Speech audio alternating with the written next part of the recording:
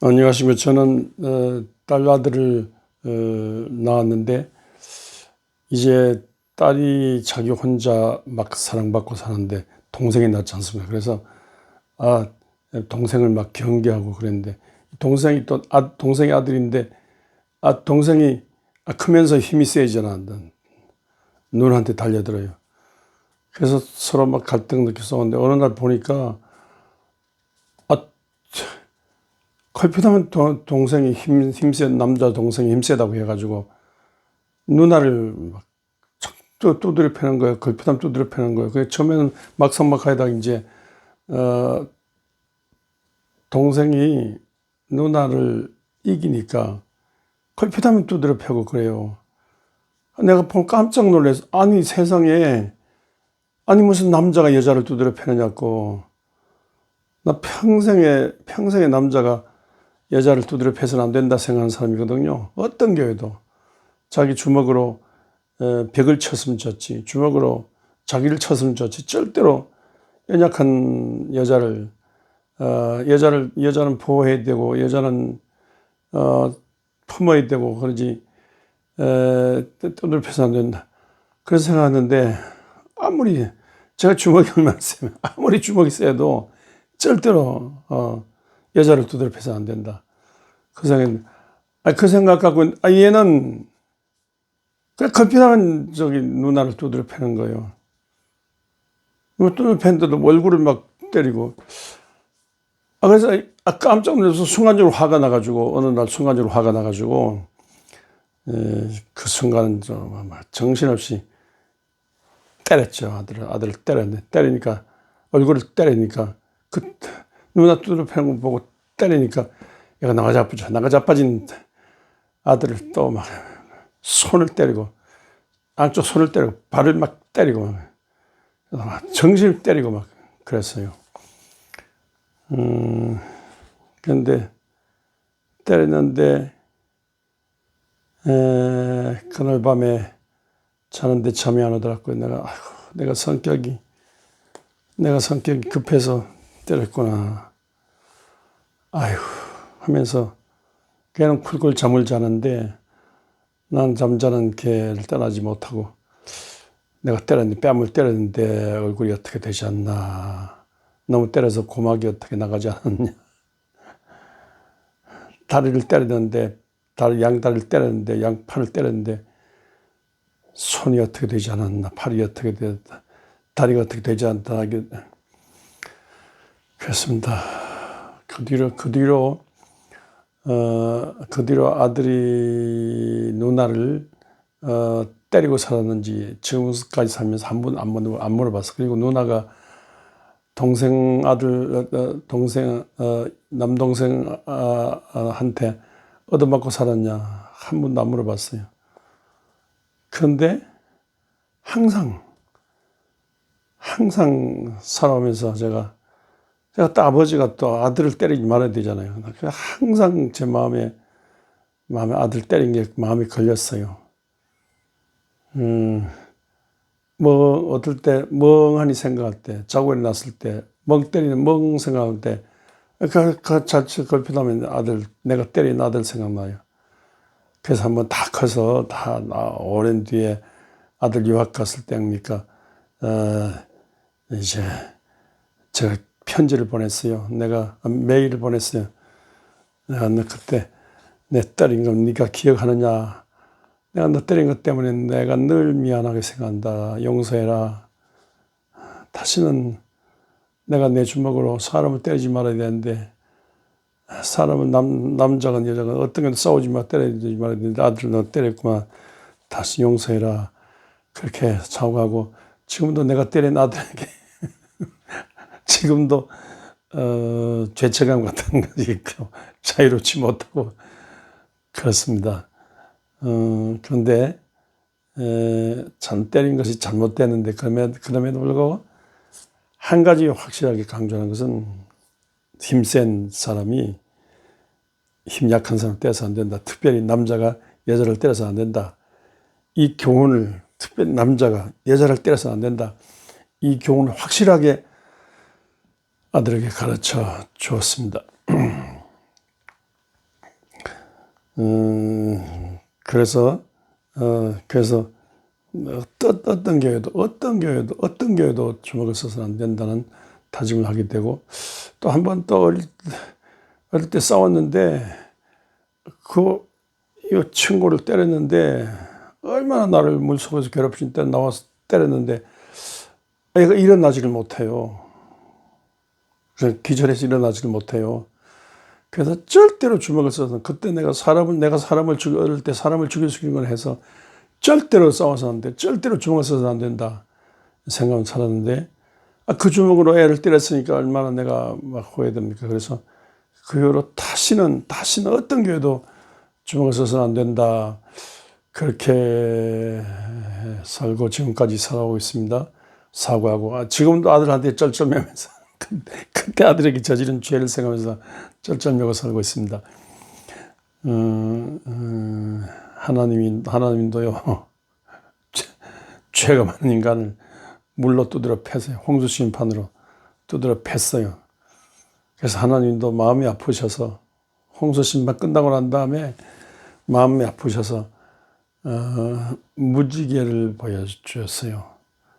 그래서 무지개가 생긴 겁니다. 그 무지개를 보여주면서 절대로 더 이상 사람을 나중에 내가 죽었으면 죽었지. 내가 죽었으면 예수께서 오셔서 대신 죽으지 않습니까? 내가 죽었으면 죽었지.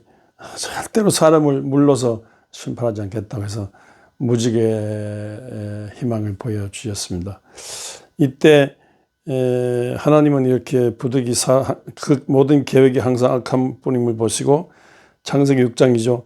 사람 지으심을 한탄하시며 마음에 근심하사 홍수의 물심판으로 생명의 기운이 있는 모든 육체를 천하에서 멸절하여 땅에 있는 모든 것들을 다 죽이기로 하셨습니다. 그러나 이런 악한 시대라도 하나님과 늘 동행하며 믿음으로 사는 신앙 의인이 있었어요. 노아와 그 가족들입니다. 노아와 그 가족은 살려 심판 이후에 세상을 책임지게 하셨습니다. 물론 노아의 신앙을 보고 믿음으로 감동되어 주하나님께 인정받는 사람들을 물심판으로부터 구원받을 수 있었으나 안타깝게도 아무도 없었습니다. 그래서 하나님의 명령으로 모든 노아의 방주 안에 들어갈 노아의 8가정 식구만 구원받아 살게 됐습니다. 온 세상이 물난리로 망한 증거는 요새도 지구상의 어느 높은 산에 가든지 거기에 물이 들어온 흔적이 있었다는 것입니다. 이렇게 물심판으로 다 망할 때 물류에 떠 있었던 노아 방주, 그것이 요새 표현으로 하면 그것이 그 당시의 교회였습니다. 이때 성경의 노아 방주를 생각하며 교회의 참모습을 우리는 항상 생각하게 됩니다. 첫째, 노아 방주는 인간의 무슨 의도가 있어서 지은 것이 아니라 하나님의 심판과 하나님의 새로운 세상 시작에 의한 것입니다. 오늘의 교회도 세상 인간의 무슨 의도나 그것이 선한 의도이거나 악한 의도이건 세상의 인간적인 의도가 있으면 교회가 아님을 알아야 됩니다. 하나님의 구원의 의도, 예수 인간의 허물과 죄를 용서한 예수 피사랑의 하나님의 구원의 의도로 말미암아 세워진 교회입니다. 인간이 좌지우지할 수 없는 인간에 의한 인간의 교회가 아니라 하나님의 사랑에 의한 하나님의 교회임을 알아야 됩니다. 그리고 둘째, 노아의 방주는 기껏 8명인데 수가 많지 않아도 확실히 하나님을 믿는 믿음으로 의롭다함을 받은 수입니다. 많은 수, 적은 수보다도 믿음으로 의롭게 된 수, 즉 믿음의 강조가 있었습니다. 오늘의 교회도 너무 수에 연연하지 말고 믿음, 오직 그 믿음의 운명을 걸입니다. 종교개혁자 마르틴 루터의 표현대로 오직 믿음, 오직 은혜, 솔라 피데, 솔라 그라티아, 오직 성경 솔라 스크립처의 교회여야 합니다. 셋째, 노아의 방주는 물바다에 뜬 배인데 운전대가 없었습니다. 그러나 어디를 가야 죽을지 승선한 사람은 전혀 모른다고 다만 밖에서 그리고 위에서 하나님이 바람으로 운행하셨습니다. 교회도 교회 안의 사람들이 너무 인간적인 목표를 내세우고 계획에만 의존해 무엇을 하려고 해서는 안 됩니다. 회의를 해가지고 막 이렇게 저렇게 하잖아요. 그게 다 인간적인 겁니다. 대신에 기도를 많이 한 중에 그리고 교회는 또 기도한 집이라고 예수님께서 말씀하셨습니다. 기도를 많이 한 중에 기도를 통해 임하시는 성령의 바람을 타입니다. 성령께서 막으시고 여시고 잠재우시고 일으키시는 걸 항상 경험하는 그런 노아 방주 같은 교회가 되어야 됩니다. 넷째, 방주 안에 노아의 가족들은 물 위에 떠 있으나 위에 하나님께서 자신들의 생명을 포함하여 모든 것이 매달려 있음을 알아야 합니다. 하나님께 모든 것이 매달려 있습니다. 교회도 세상 위에 있으나 하나님께 매여 있음을 알고 하나님과 통하는 예배와 기도와 말씀의 삶을 살아야 됩니다. 주 떠나가시면 모든 건 헛되니까 언제나 주만 바라봐야 됩니다. 다섯째, 방주 안에 있는 가족들은 방주 밖 세상 사람들이 모두 죽은 것을 슬퍼하며 심판 이후에 세상에 대한 사명으로 살았습니다. 교회도 이 세상 구원과 하나님 나라에 대한 믿음과 사명으로 날마다 생동해야 됩니다. 이 세상 이후에 영원한 나라에 대한 기다림과 사명으로 살아야 됩니다. 여섯째, 노아 방주의 교회 식구들은 물이 많아지고 작아짐에 큰 관심을 가졌습니다. 오늘의 교회도 세상의 여러 상황에 대해 무관심하지 말고 늘 관심을 가져야 됩니다. 하나님이 창조하시고 유지하시고 하나님이 지금 거기서 일하시고 계시기 때문입니다. 세상과 무관하면서 세상을 알고 살아야 됩니다. 한 손에 성경만 보지 말고 신문을 보고 세상에 돌아가는 것에 대한 관심을 가져야 됩니다. 일곱째, 방주 안에는 살려야 할 동물들이 같이 탔습니다. 오히려 교회도 하나님이 창조하신 모든 동식물들이 함께 사는 생태 보존의 일에 관심을 두고 그 책임을 져야 합니다. 모든 동식물들, 생명에 대한 알버트 슈바이처가 모든 생명에 대한 그 경외를 강조했듯이 모든 살아있는 것에 대해서 10계명 중에 11계명 자연 사랑을 해야 될 정도, 둬야 할 정도로 그냥 세상 생태 보존에 관심을 둬야 되겠습니다. 여덟째, 방주 안에는 인간의 모든 쓰레기도 동물들의 모든 오물도 있었고 심지어 부정한 짐승들도 있었습니다. 창세기 7장 2절에 보면 부정한 짐승까지 다 노아 방주에 넣으라고 했습니다. 오늘의 교회가 너무 청결주의로 냉랭하고 깨끗하면 아니 되고 부모가 가정을 품듯 사랑 제일 원칙으로 허물에 사함받고 자기의 죄가 가려진 자의 복이 있는 시편 32편 1절은 복이 있는 덮는 사랑의 공동체가 되어야 됩니다.